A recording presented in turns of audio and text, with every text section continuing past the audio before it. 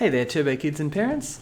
Welcome back to our next Kids Talk, and today we're doing something a little bit different, as today's topic is actually the same as last week. Now, because the topic of balancing order and chaos is just so massive and important, I decided to try and cover it from a more practical angle this week. Last week I did my best to encourage everyone to go out and face the chaos in the world and not avoid it, because that's what God does. We should follow his example. But there's a couple of very important keys to being able to do this successfully that you'll need to master if you don't want to get completely overwhelmed by all the chaos that you're trying to subdue. There's a lot out there, and it just keeps coming. But if you have these skills mastered, you'll do amazing things just as Jesus did, like he promised.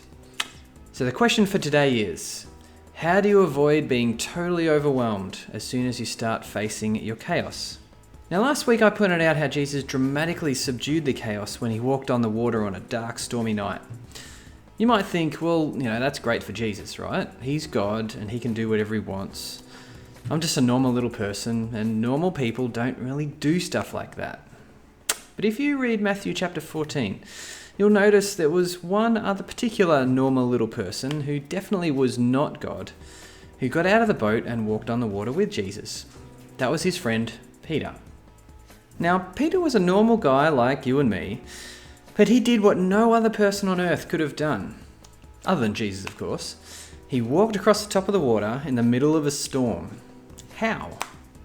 Well, the Bible records that when they saw Jesus, they thought he was a ghost, and so Peter called to him, "Lord, if it's really you, tell me to come to you walking on the water." "Yes, come," Jesus said. All right, stop there. So the first clue before we keep going to why Peter was able to overcome all this chaos is simply because Jesus told him to. Peter was obedient and did what Jesus told him. So Peter went over the side of the boat and walked on the water towards Jesus. Simple as that. So continuing the story, but when he saw the strong wind and waves, he was terrified and he began to sink. "Save me, Lord," he shouted. So Jesus immediately reached out and grabbed him. "You have so little faith," Jesus said. "Why did you doubt me?" So the second clue is just this. Peter started out great, very obedient. He was winning over the watery chaos. Then he lost his way and he stopped looking at Jesus and he started paying attention to the chaos. He was overwhelmed by it and Jesus had to step in and pull him out. Now, this story is such a great illustration of how to overcome the problems of chaos that all of us face. Two keys: obedience and faith. So this is where it gets super practical. How do you know what Jesus is telling you to do so that you can obey him? Duh! Read the Bible. The number one way that God speaks to his people is through the scriptures. And if you want to be able to overcome all those scary things in life, you're going to just have to get into the Bible. If you read God's word, you'll actually notice a very interesting pattern that comes through. When people obey God and have faith in him, they conquer a lot of chaos. For example, Noah. He obeyed God in building the ark and overcame the chaos of the flood. Abraham obeyed God in living in the safety of his home, and he went and overcame the chaos of an unknown land and an uncertain future. Joseph obeyed God through passing on the interpretations of people's dreams and giving God the glory, and then he overcame the chaos of a famine. And Moses also obeyed God, being his prophet, speaking God's word to the Israelites and Pharaoh, and overcame the chaos of slavery in Egypt. Joshua and Caleb obeyed God in encouraging the Israelites to take the promised land and overcame the chaos of many, many strong enemies.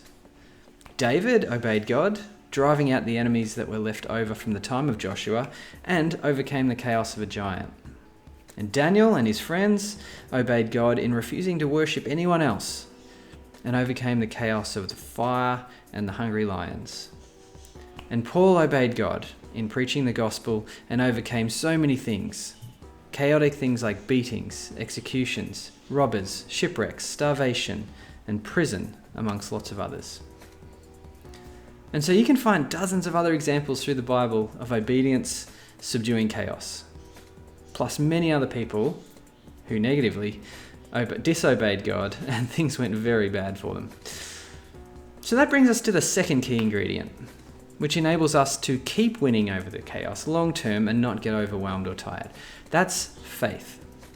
Faith is the choice that you have over what you pay attention to. You always have a choice of where you put your attention. There's lots of things trying to grab your attention all the time. Like if you think about the world we live in, chaos and distraction are all around us. And they're trying to cause us to disobey God and doubt Him. So in our first example that we talked about, Peter was walking on the water at 3 a.m. in the morning in the middle of a storm.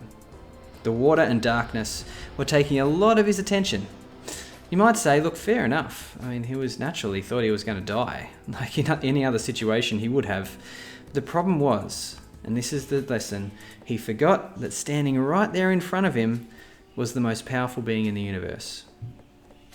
And this is what we forget all the time. We spend so much time paying attention to the chaos, the scary things of the world, the monsters in the dark, and the bullies at school, and the conflict in your family, and the struggle to get more money, and the uncertainty of the future, and the virus.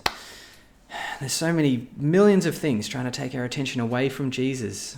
And the fight is, you actually need to keep your attention on Him. That's the real struggle.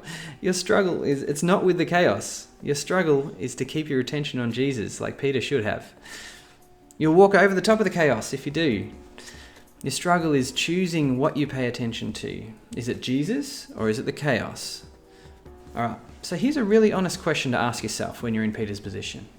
Right now, just take a moment and bring to mind something that is causing you to fear.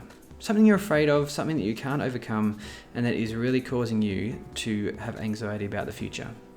I'm sure it's not too hard to bring something to mind. And if you can't bring something to mind, then maybe you need to go back and watch last week's Kids Talk again and then get out of your orderly little bubble and face some more chaos. But think of that fearful, chaotic thing in your life and ask yourself this question. Is Jesus powerful enough to get me through this?